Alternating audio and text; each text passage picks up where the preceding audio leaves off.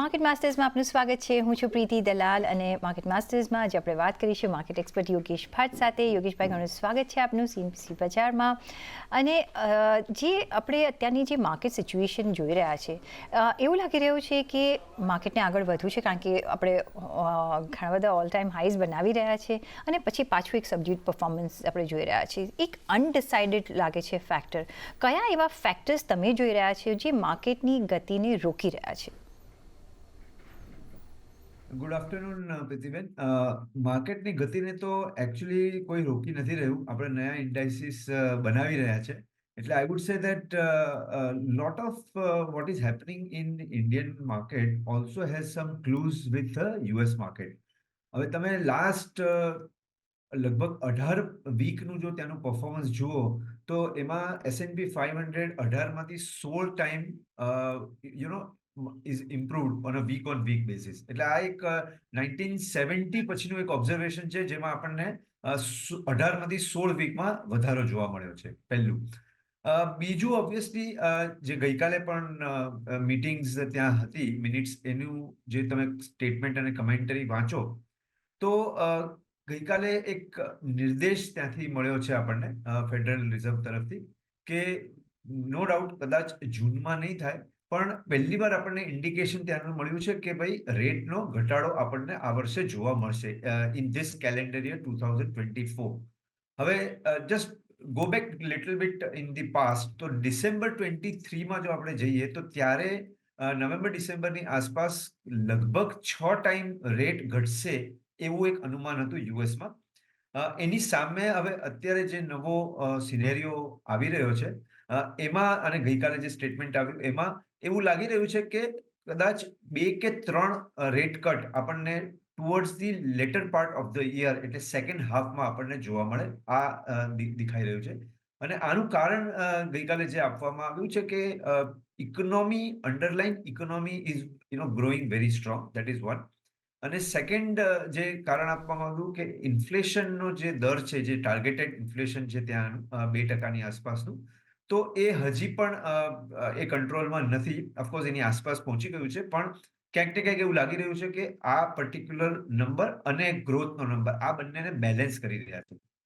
તો ઓવરઓલ આપણે જોઈએ તો એક યુએસ માર્કેટમાં એક જે બેઝ બની રહ્યો છે, એ પછી આપણે અહીંયા ઇન્ડિયન માર્કેટની એના પરથી અનુકરણ કરીએ તો કદાચ એવું લાગે છે કે જો ત્યાં રેટ ઘટે નેક્સ્ટ સેકન્ડ હાફમાં આવતા વર્ષે, તો એવું બને કે ત્યાંથી થોડો ફ્લો જે અત્યારે ત્યાં ખેંચાઈ ગયો હતો એ ત્યાંથી અહીંયા ફ્લો થોડો ઘણો આવી શકે. તો તમે જે રીઝન પૂછ્યું પ્રીતિબેન, કે અહીંયા એક માર્કેટમાં કોન્સોલિડેશન જે સ્મોલ એન્ડ મિડ કેપમાં દેખાઈ રહ્યું છે. Of course large cap are going really વેલ.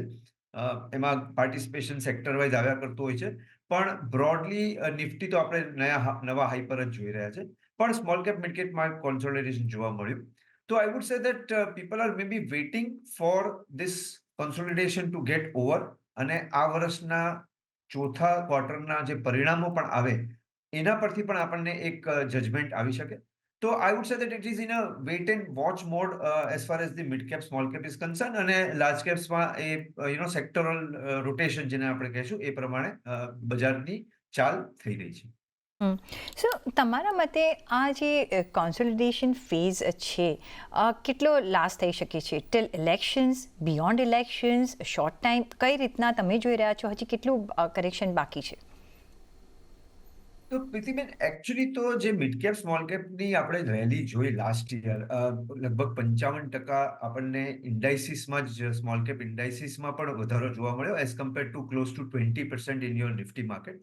તો એ કદાચ 2018માં જે પીક બન્યો હતો અને એના જે વેલ્યુએશન્સ હતા એના કરતાં અત્યારે કદાચ વેલ્યુએશન થોડા ઓછા છે. ઓફકોર્સ એ જેને આપણે કહીશું કે એકદમ બાઇંગ ઝોનમાં વેલ્યુએશન છે એવું નથી, ડેફિનેટલી પ્રીમિયમ પર ટ્રેડ થઈ રહ્યા છે. તો આ એક જે 2018 પછી જે ઘટાડો આવ્યો હતો એ લગભગ 4-5 વર્ષ ચાલ્યો, અને કોવિડ પછી એમાં આપણને 21ની આસપાસ એમાં આપણને એક સુધારો જોવા મળ્યો. અને ઓફકોર્સ એનું કારણ આપણે આની પહેલા પણ તમારા ચેનલ પર ડિસ્કસ કર્યું છે. ROE હેઝ ડેફિનેટલી ઇમ્પ્રુવ જે લેવરેજિંગ હતું સ્મોલ કેપ મિડ કેપનું એ અત્યારે 10 યર લો પર ચાલી રહ્યું છે. તો આ બધા જે કારણો છે એને કારણે આપણને એમાં એક વધારો જોવા મળ્યો. તો obviously something which has gone very sharp in the last 2.5-3 years એ કન્સોલિડેશન ફેઝમાં હોઈ શકે. હવે ટુ ટાઈમ ઇટ કે ભાઈ આ એક્ઝેક્ટલી કેટલું ચાલશે it will be really difficult to time it that way. પણ યસ, તમે કીધું એ પ્રમાણે બજારની નજર અત્યારે આવનારા ઇલેક્શન્સ પર પણ છે. એ એક અત્યારે તો આપણે જેને એક્સપેક્ટેશન્સ કહીશું કે કરંટ ગવર્નમેન્ટ કન્ટિન્યુ રહે, પોલિસીઝ કન્ટિન્યુઝ રહે, તો એમાં આપણને આગળ જતા ઇકોનોમી પર સુધાર જોવા મળી શકે છે. સો હેવિંગ સેડ દેટ, અને ઓફકોર્સ આપણે ઘણા બધા ડોમેસ્ટિક ઇવેન્ટ્સ છે, ગ્લોબલ ઇવેન્ટ્સ તરફ જો ધ્યાન રાખીએ તો યુએસમાં પણ ઇલેક્શન્સ છે, અને હવે આપણે જે રાહ છે એ છે રેટ કાટ્સની, પછી એ ગ્લોબલી હોય કે ડોમેસ્ટિકલી હોય. કઈ રીતના અત્યારના જે સિચ્યુએશન આપણી પાસે છે, કારણ કે મિડ કેપ અને સ્મોલ કેપમાં આપણે વેલ્યુએશન વાઇઝ અત્યારના સ્ટ્રોંગ ફીચર્સ જોઈ રહ્યા છે, એટલે અત્યારના ત્યાં વેઇટ એન્ડ વોચ કરીશું. તમે કહ્યું કે લાર્જ કેપમાં એક સેક્ટોરિયલ રોટેશન જોઈ રહ્યા છે, તો અહીંયા આપણે ચૂઝ એન્ડ પિક કરવાનું રહેશે. તો સેક્ટોરિયલ રોટેશન તમે કઈ રીતનું જોઈ રહ્યા છો, અને નિવેશ કરવું હોય અત્યારના તો પહેલાં તમે કયા એરિયામાં નિવેશ કરશો? તો અત્યારે તમે જો પરફોર્મન્સ જુઓ તો એક સેગમેન્ટ જે અંડર પરફોર્મ કરી રહ્યું છે લાસ્ટ ઓલમોસ્ટ 2.5-3 યર્સથી, એમાં 3 બ્રોડલી સેગમેન્ટનું આપણે ચર્ચા કરીએ. એક તો private banks as compared to PSU banks and other banking stocks. તો ક્યાંક ને ક્યાંક પ્રાઇવેટ બેંક્સની જે અંડર પરફોર્મન્સનો ટાઈમ કરેક્શન જે થયું છે અને પ્રાઇસ કરેક્શન પણ થોડું થયું છે, તો એ સેગમેન્ટમાં આપણને ડેફિનેટલી ક્યાંક ને ક્યાંક હવે થોડી વેલ્યુ ઇમર્જ થતી હોય એવું દેખાઈ રહ્યું છે. બ્રોડલી તમે જુઓ તો જે લગભગ અમુક પ્રાઇવેટ બેંક જે 3.5 to 4.5 times price two book trade થતી હતી, that has come down to almost 2.5, 2.25 times price to book. તો એમાં એક ગ્રોથ તો દેખાઈ રહ્યો છે. ડેફિનેટલી થોડુંક મોડરેશન થયું છે ગ્રોથમાં, પણ નેગેટિવ તો ડેફિનેટલી નથી થયું. તો ક્યાંક ને ક્યાંક એ એરિયામાં આપણને અત્યારે નિવેશ કરી શકાય. બીજું એક ફાર્માસ્યુટિકલ આખું એક જે સેક્ટર છે એ પણ લાસ્ટ 2-3 વર્ષનું અંડર પરફોર્મન્સ છે, એટલે એમાં તમે ચૂઝ એન્ડ પિક કરી શકો. Of course it lot of things depends upon the US regulations, અને યુએસ એફડીએના ઘણા બધા સ્ટેપ્સ લેવામાં આવતા હોય છે, ચેકિંગ થતું હોય છે. તો તમારે બોટમ અપ કામ કરવું પડશે એ પર્ટિક્યુલર સેક્ટરમાં. અને ત્રીજું જે સબ સેગમેન્ટ કહીશું, જે મોટું સેક્ટર નથી પણ જેને આપણે સબ સેગમેન્ટ કહીશું, એ છે આખું કેમિકલ સ્પેસ. એમાં સ્પેશિયાલિટી કેમિકલ્સ પણ આવી ગયું. તો આ એક સ્પેસ છે જેમાં પણ લાસ્ટ 2-3 વર્ષમાં ખાસું એવું આપણને અંડર પરફોર્મન્સ જોવા મળ્યું છે. અને ચોથું, અત્યારે ડેફિનેટલી ક્યાંક ને ક્યાંક કન્સોલિડેશન થઈ રહ્યું છે ઓટોમાં, સ્પેશિયલી ટુ વ્હીલર્સમાં. તો ક્યાંક ને ક્યાંક એવું દેખાઈ રહ્યું છે કે growth is really coming strong, અને આગળ જતા નંબર્સ પણ આપણને સારા જોવા મળશે. Inventory levels are very much under control, ખાસ કરીને ટુ વ્હીલર્સમાં. તો આ જે 3 કે 4 સેક્ટર્સ છે બ્રોડલી, એમાં ઇન્વેસ્ટર્સોએ પ્રોપર એનાલિસિસ અને સ્ટડી કરી અને એમાં રોકાણ કરી શકે. બીજું જે એક સેક્ટર છે જેના પર આપણે એક વોચ રાખવું જોઈએ, જેમાં એક ચાઇના +1નો પણ રોલ પ્લે થઈ રહ્યો છે સેક્ટર્સ લાઇક સ્પેશિયાલિટી કેમિકલ્સ, જે ચાલ્યું નથી. અહીંયા તમે શું ઓપોર્ચ્યુનિટીઝ જોઈ રહ્યા છો? શું અત્યારના ઓપોર્ચ્યુનિટી છે કે હજી થોડું વેઇટ એન્ડ વોચ કરવું પડશે? અને આ એરિયા તમને પહેલાં ગમે કે નહીં?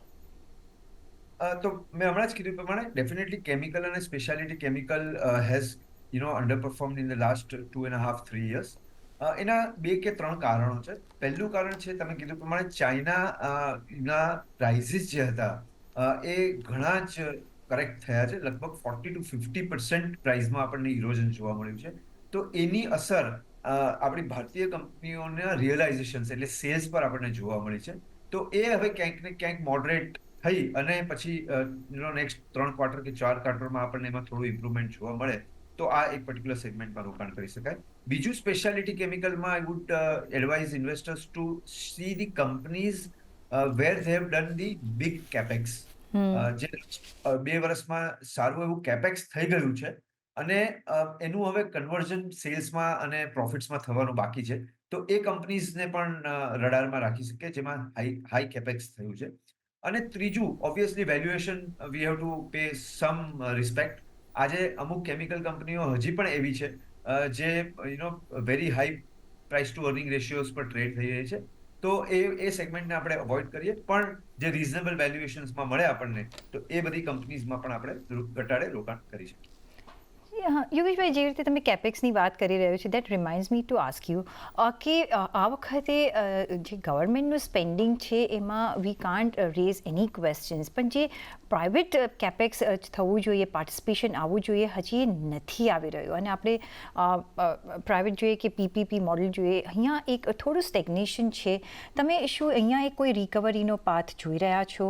કારણ કે અહીંયાથી જો સ્પેન્ડિંગ નહીં આવે તો આપણી જે ઇકોનોમી જે ફોલ્ડમાં ગ્રોથ થવી જોઈએ એ કદાચ આપણે થોડું સેટબેક મળી શકે છે. અને જો તમે જોઈ રહ્યા છો કે જોવા માંગશો એવા કયા સેક્ટર્સ છે કે we can catch up on and invest there? તો પ્રતિબેન, તમે કીધું પ્રમાણે ડેફિનેટલી આ એક અત્યારે ચિંતાનો વિષય ગણી શકાય કે બેઝિકલી કોઈ પણ ઇકોનોમીમાં 3 મોટા પ્લેયર હોય છે, 3 મેઇન પ્લેયર્સ જેને આપણે કહેશું. એક છે ગવર્મેન્ટ પોતે.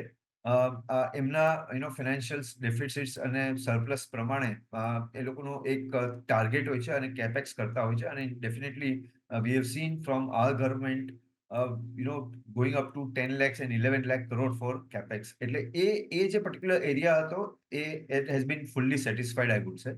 The second area is definitely the private capex, જે કોર્પોરેટ આપણે કેપેક્સ કરશે. તો એમાં અત્યારે હજી પણ જેને આપણે કહીશું ફૂલ ફ્લેજ નંબર્સ પર નથી આવ્યા. એના બે કારણ આપણે મૂકી શકીએ. પહેલું, ક્યાંક ને ક્યાંક હજી કોર્પોરેટ્સને ફ્યુચર ડિમાન્ડ પર ડાઉટ છે. ઓફકોર્સ ઇકોનોમી ગ્રો કરી રહી છે, પણ ડેફિનેટલી ગ્લોબલી તમે જે સિચ્યુએશન જોશો, ખાસ કરીને યુરોપિયન માર્કેટમાં કે ખાસ કરીને ચાઇનીઝ માર્કેટમાં, તો ત્યાં આગળ આપણને થોડો ગ્રોથ મોડરેટ થતો એવું દેખાય છે. એટલે Indian corporates are not may be confident enough કે આપણે અત્યારે કેપેક્સ કરીએ. એ બીજું કદાચ કારણ હોઈ શકે. પણ જો મને લાગે છે, જો ડેફિનેટલી જ્યારે પણ એમને ડિમાન્ડ રિકવરીની થોડી પણ આઈડિયા આવશે, તો they will be the first person to start the capex on a big way. I'm not talking about a small capex which is going on, પણ જે મોટા કેપેક્સની વાત કરીએ, અને મોટા કેપેક્સ ડેફિનેટલી તમે 15-20 વર્ષની કોઈ પણ ઇકોનોમીની હિસ્ટ્રી જુઓ, તો કેપેક્સ કરવાનું જે મોટામાં મોટું સેક્ટર હોય છે એ એનર્જી હોય છે. અત્યાર સુધી આપણે ઓઇલ એન્ડ ગેસ સેક્ટર જેને કહેતા હતા, પણ હવે એની સાથે સાથે સોલાર જોડાઈ રહ્યું છે, એની સાથે ન્યુક્લિયર જોડાઈ રહ્યું છે. તો આ એક એનર્જી સેક્ટરમાં મોટું એક કેપેક્સ આવી શકે, અને ડેફિનેટલી એના પછી કોમોડિટીઝમાં પણ આપણને કેપેક્સની તક જોવા મળી શકે. અને ત્રીજું, જે પર્સનલ બેલેન્સ શીટ્સ હોય છે ઇન્ડિવિજ્યુઅલ્સની, મારા અને તમારાની, તો એ લોકો પણ એક no doubt it will not be very big number, પણ that capex also is very important. અને એમાં અત્યારે આપણને દેખાઈ રહ્યું છે, જે હિસાબે રિયલ એસ્ટેટ સેક્ટર તમે અત્યારે જુઓ, તો જે હિસાબે ડિમાન્ડ રહી છે અને જે હિસાબે ગ્રોથ એમાં આપણને દેખાઈ રહ્યો છે, તો ઇન્ડિવિજ્યુઅલ લેવલ પર તો ડેફિનેટલી ક્યાંક ને ક્યાંક કેપિટલ ઇન્વેસ્ટમેન્ટ થતું એવું દેખાય છે. તો બ્રોડલી તમે આને સમરાઇઝ કરો તો એ જે વચ્ચેનો પાર્ટ છે કોર્પોરેટ કેપેક્સનો, એ અત્યારે મિસિંગ છે. પણ ડેફિનેટલી ઇન્વેસ્ટરોએ will have to be beforehand. એટલે એવું ન થવું જોઈએ કે કેપેક્સ આવી જાય પછી તો આપણને કદાચ એ પર્ટિક્યુલર સેગમેન્ટમાં સ્ટોક્સ સસ્તા મળશે નહીં. તો this may be the right time to identify some stocks in that particular segment, અને એના પછી આપણને આગળ જતા એમાં રિટર્ન્સની આશા રાખી. અત્યારના આપણે જે બીજું કન્ઝ્યુમર ડિસ્ક્રિશનરીની વાત કરવી જોઈએ, કારણ કે એમાં ઘણા બધા સેક્ટર્સ આવી જતા હોય છે. પછી ઓટો હોય, હોમ ઇમ્પ્રુવમેન્ટ હોય, રિયાલ્ટી હોય, બિગ હાઉસીસ બધા લઈ રહ્યા છે, and so on and so fourth, hospitality sector હોય. આ બધામાં આપણે સારું એવું સ્પેન્ડિંગ જોઈ રહ્યા છીએ. તમે ડિમાન્ડની પહેલાં બિગિનિંગમાં વાત કરી, અહીંયા ડિમાન્ડ છે, મે બી ફૂડમાં ડિમાન્ડ નથી એવું કહી રહ્યા છે. આઈ થિંક કારણ કે બી બધા ડાયટ કોન્શિયસ થઈ રહ્યા છે, તો they are not eating but they are spending on their experiences on the lighter note. પણ કઈ રીતના તમે જોઈ રહ્યા છો આ સેક્ટરમાં હજી કેટલી ઇમ્પ્રુવમેન્ટ થઈ શકે છે? વેલ્યુએશન વાઇઝ તમને આ સેક્ટર કેવું લાગે? તો પ્રીતિબેન, વેલ્યુએશન ફ્રન્ટ પર જો વાત કરીએ, તો ઇનફેક્ટ આ સેગમેન્ટ લગભગ લાસ્ટ આઈ વુડ સે 7 to 8 યર્સથી તો આ સેક્ટર પ્રીમિયમ પર જ ટ્રેડ થઈ રહ્યું છે. એના બે કારણો છે. એક જે મેઇન કારણ છે, આ બધી કંપનીઝની બેલેન્સ શીટ જો આપણે સ્ટડી કરીએ, તો બેરિંગ ફ્યુ એફએમસીજી કંપનીઝ ક્યાંય આપણને ડેટ જોવા નથી મળતું. એટલે જેને આપણે ડીલેવરેજ્ડ બેલેન્સ શીટ કહીએ, એ સ્ટ્રોંગ બેલેન્સ શીટ છે આખી સેક્ટરની. અને બીજું એક કેશ ફ્લોની એક સર્ટેનિટી જેને આપણે કહીશું, કે જેને સાયકલિકલ નથી. જો તમે કોમોડિટી સેક્ટર અત્યારે ટ્રેક કરો, તો એમાં આપણને સાયકલિકલી જોવા મળતી હોય છે. પણ આ એક પર્ટિક્યુલર સેગમેન્ટ એવું છે, FMCG અને કન્ઝ્યુમર અને ડિસ્ક્રેશનરી અને નોન ડિસ્ક્રેશનરી સ્પેન્ડિંગ, કે જેમાં આપણને ગ્રોથ તો ડેફિનેટલી જોવા મળે. એ ગ્રોથના નંબર પર કદાચ થોડું ઘણું વધઘટ થતી હોય છે. તો એક સર્ટેનિટી ઓફ કેશ ફ્લો આ પર્ટિક્યુલર સેગમેન્ટમાં હોય છે. એને કારણે પણ આપણને ગ્રોથ જોવા મળતું હોય છે આ કંપનીઝમાં, અને વેલ્યુએશન્સ હાઈ હોય છે. પણ આઈ વુડ સે ધેટ તમે જે પોઈન્ટ કીધો એ અત્યારે વિચાર કરવા વાળો છે. અને આપણે જોયું છે પાસ્ટમાં પણ કે જે લક્ઝરી ગુડ્સ ની ડિમાન્ડ છે, એ ડેફિનેટલી સ્ટ્રોંગ છે. મે બી સ્ટોક માર્કેટની રિટર્ન્સ અને સ્ટોક માર્કેટના જે વેલ્યુએશન્સ વધ્યા છે, એનું પણ જેને આપણે લેગ ઇફેક્ટ સાથે રિયલ એસ્ટેટ સેક્ટર અને લક્ઝરી ગુડ સેગમેન્ટમાં એની ઇફેક્ટ આપણને જોવા મળતી હોય છે. તો એ સેગમેન્ટમાં કોઈ પ્રોબ્લેમ નથી. જે ઇશ્યુઝ છે એ આપણે જેને કહેશું કે મિડ સેગમેન્ટ વાળું જે સેગમેન્ટ છે, એમાં ક્યાંક ને ક્યાંક હજી થોડું મોડરેશન દેખાઈ રહ્યું છે. Maybe one of the reason is that rural economy as compared to maybe urban economy is growing, but growing maybe at a little lesser space. So એને કારણે આ પર્ટિક્યુલર સેગમેન્ટમાં, mid સેગમેન્ટમાં આપણને ડિમાન્ડમાં અત્યારે થોડીક વધઘટ જોવા મળે છે. પણ નેટ જો બ્રોડ આપણે 36,000 ફીટનો વ્યૂ લઈએ પ્રીતિબેન, તો ડેફિનેટલી આ પર્ટિક્યુલર સેગમેન્ટ હંમેશા રહેશે. We are a large economy, population wise also we are large. અને જો આપણે પર કેપિટા ઇન્કમ જ્યારે 2030 કે 2035માં આપણે જો અહીંયાથી આપણી 6 ટ્રિલિયન પર ઇકોનોમી પહોંચવાની હોય, કે 7 ટ્રિલિયન પર પહોંચવાની હોય, તો એ અસર પર કેપિટા ઇન્કમ પર થવાની છે. અને એની સીધી ડાયરેક્ટ ઇફેક્ટ આપણને ડિસ્ક્રિશનરી અને નોન ડિસ્ક્રિશનરી સેગમેન્ટમાં જોવા મળશે. તો આ સેક્ટર કન્ક્લુઝનમાં એમ જ કહીશ કે હંમેશા એટ્રેક્ટિવ રહ્યું છે. સો you have to wait for some opportunities which comes. Actually it comes, ક્યાંક ને ક્યાંક કોઈ કંપનીમાં ટેમ્પરરી પ્રોબ્લેમ્સ આવે, તો એ પ્રોબ્લેમને આઈડેન્ટિફાઈ કરી અને તો તમે એમાં થોડો લાંબા ગાળાનો અભિગમ લો, તો એમાં ડેફિનેટલી આપણને સારા રિટર્ન્સ મળે છે. જી, તો આપણે ઓપોર્ચ્યુનિટીઝ શોધવાની છે, અને આવી રીતે જ્યારે બાય એન્ડ ડિપની રણનીતિ કરવાની છે, જ્યાં થોડો ફોલ આવે પણ એની ટ્રેજેક્ટરી જો લાંબા રનમાં આપણે જો પોઝિટિવ જોઈ રહ્યા છે, તો આવી બધી ઓપોર્ચ્યુનિટીઝનો આપણે ફાયદો પણ લેવો પડશે. પણ ઓન દેટ નોટ, યોગેશભાઈ, રજા લેવાનો સમય થઈ ગયો છે, તો આપનો ઘણો આભાર અમારી સાથે આજે જોડાવા બદલ, અને આપના valuable view points as usual અમારી સાથે શેર કરવા બદલ. અને એ સાથે જ મને આપશો રજા, પણ જોડાયેલા રહેજો CNBC બજાર સાથે. નમસ્કાર.